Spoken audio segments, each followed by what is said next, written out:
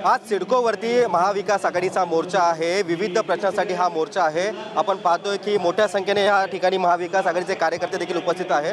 आपल्यासोबत पनवेलचे शरद पवार गटाचे जिल्हाध्यक्ष सतीश पाटील जी आहे। पाटील जी, खरं तर तुमचं TV9 मध्ये स्वागत आहे। आज सिडकोवरती आपला मोर्चा आहे, त्याबाबत काय सांगाल? हा जो सिडकोमध्ये 5,000 कोटीचा घोटाळा झालेला आहे,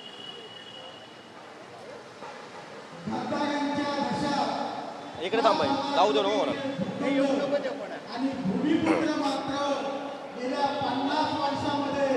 आज सिडकोवरती महाविकास आघाडीचा मोर्चा आहे। हा मोर्चा खरं तर बेलापूरपासून सुरू होणार आहे। आपल्यासोबत संवाद साधण्यासाठी शरद पवार गटाचे पनवेल जिल्हाध्यक्ष सतीशजी पाटील आहेत। पाटीलजी, खरं तर तुमचं TV9 मध्ये स्वागत आहे। आज मोर्चाचं आयोजन केलेलं आहे, त्याबाबत काय सांगाल? आज आमचे नेते आमदार रोहितदादा पवार यांनी जो भ्रष्टाचार 5,000 कोटीचा भ्रष्टाचार उघडकीस आणला आणि त्याला वाचा फोडण्यासाठी पूर्णपणे प्रकल्पग्रस्तांची नेते मंडळी, प्रकल्पग्रस्त लोक या सिडकोवर मोर्चा घेऊन आलेले आहेत आणि त्याविषयी आणि खरं तर या मोर्चाचं स्वरूप कसं असणार आहे? हा मोर्चा एकदम भयानक असणार आहे, परंतु आमदार आमचे रोहितदादा पवार साहेबांनी सांगितलेलं आहे का मोजकं शिष्टमंडळ जाऊन आपण सिडकोला निवेदन देणार आहोत। खरं तर या मोर्चामध्ये कुठले पक्ष सहभागी, त्याबाबत काय सांगाल? प्रथमतः हा मोर्चा आमचा राष्ट्रवादीचा होता, परंतु नंतर रोहितदादांनी सांगितलं का याच्यात महाविकास आघाडी समाविष्ट करून घ्या, त्याप्रमाणे महाविकास आघाडी समाविष्ट करून घ्या। नक्कीच आपल्यासोबत युवा नेते शरद पवार गटाचे तुषार पाटील देखील आहेत। आपण त्यांच्याशी बोलणार आहोत। आपण देखील मोठ्या संख्येने कार्यकर्त्यांना घेऊन या ठिकाणी आलेला आहात। नक्की मोर्चाचं स्वरूप कसं असणार आहे? मोर्चाचं स्वरूप अतिशय अग्रेसिव्ह असेल, ज्या हिशोबाने हा घोटाळा वाढतच चालला आहे। आता हा 5,000 कोटीचा इकडे घोटाळा निघत आहे आणि महाविकास आघाडी या सगळ्या गोष्टींना आम्ही सामोरे जाणार आहोत। आम्ही सगळे एकत्र लढणार आहोत। या महायुतीचे एक घोटाळे बाहेर येतात, तर पूर्णपणे दिसू दे। आता नागरिकांना पण समजत चालले यांचे घोटाळे कसे कसे होत चालले। खरं तर आपण एक युवा नेतृत्व म्हणून आपण काम करताय। असंख्य प्रश्न पनवेलमध्ये आहेत। तुम्ही काय आमदारांना, रोहित पवारांना ते प्रश्न काही सांगणार आहात का? आमदारांना पनवेलमध्ये पण खूप प्रश्न उपस्थित होत चालले। पनवेलमध्ये पण खूप घोटाळे आहेत। कंटिन्यू यांचे भाजप आमदारांचे पण कंटिन्यू घोटाळे काही ना काही बाहेर येत असतात, पण पूर्णपणे लोकांना समजू द्या काय काय घोटाळे चालू आहेत।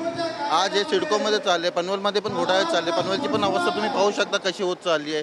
का रस्ते बिस्ते पण खराबच झालेत आपले सगळे। काही आमच्यावर लक्ष कोणाचंच नाही आहे, फक्त यांना सत्ता आहे, सगळ्याकडे यांना सत्ताच पाहिजे, काम काहीच नाही पाहिजे। नक्कीच काय महिला देखील आहेत, आपण त्यांच्याशी जाणून घेणार आहोत। आपण देखील या मोर्चाला आलेला आहात, त्याबाबत काय सांगा?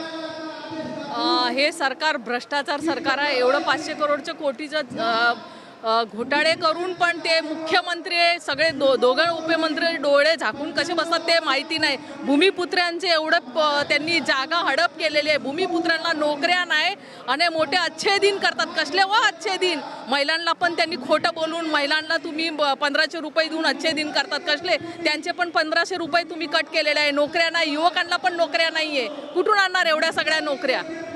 महिलांचे असंख्य प्रश्न नवी मुंबईत देखील आहेत, तर आज आमदार देखील येतात आहे। तुम्ही त्यांना काय ते प्रश्न सांगणार आहात का?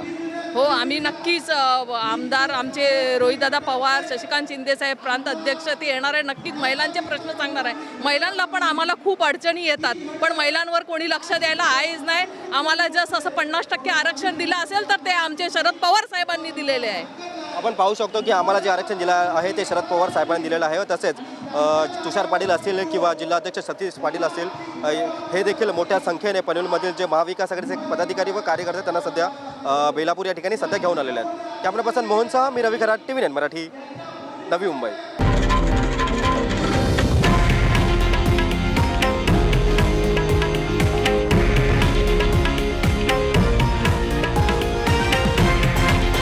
हे आहे देशातील नंबर 1 न्यूज नेटवर्क आणि आपण पाहत आहात TV9 मराठी, एकमेव।